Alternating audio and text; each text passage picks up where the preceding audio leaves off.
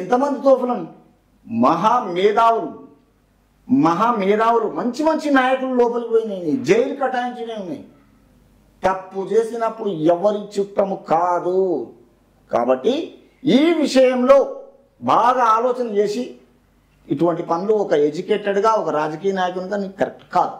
కాబట్టి దీని విషయంలో మీరు ఆలోచన చేయండి. అయితే ఏసీబీ అధికారులు ప్రశ్నలకు సమాధానాలు ఇచ్చి సాయంత్రానికి కేటీఆర్ తిరిగి రాకపోవడంతో గులాబీ శ్రేణులు సంబరాలు చేసుకున్నాయి. ఇవే చూడు ఎన్ని పిచ్చి పిచ్చి పనులు. సంబరాలు ఎందుకు చేసుకుంటారు? ఫెస్టివల్ అని చేసుకుంటారు. ఈయన రాకపోవడం కాదు. కానీ ఏసీబీ నమోదు చేసిన ఎఫ్ఐఆర్ను రద్దు చేయాలంటూ కేటీఆర్ హైకోర్టులో వేసిన పిటిషన్ను తిరస్కరించారు. ఇప్పుడు వాళ్ళు అధికారికంగా పిలిచిన తర్వాత ఏది చూడకుండానే నువ్వేసే పిటిషన్ నీకు ఎట్లా కొట్టేస్తారు? ఏమన్నా అర్థం ఉందా? ఇప్పుడు వాళ్ళు అడగాల అది కరెక్టా కాదా, నిజమా అబద్ధమా, విట్నెస్లా, జెన్యూన్గా అది ఏది తెలియక ముందుకు నీ పిటిషన్కు నీకు ఆన్సర్ ఇవ్వాలా, నీకు స్టే ఆర్డర్ ఇవ్వాలంటే ఎక్కడ ఇస్తారు చెప్పండి? అదేమన్నా అర్థం ఉందా? చదువుకున్న వాళ్ళు చేసే పనేనా?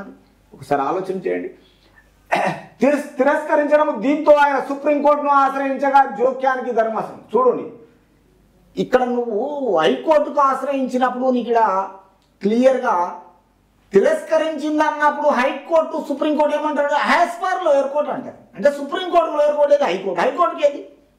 ఇట్లా ప్రోటోకాల్ మెయింటైన్ చేసుకుంటా ఇలాగనే ఉంటుంది. కాబట్టి నీకు అనుకూలంగా ఇయ్యరు.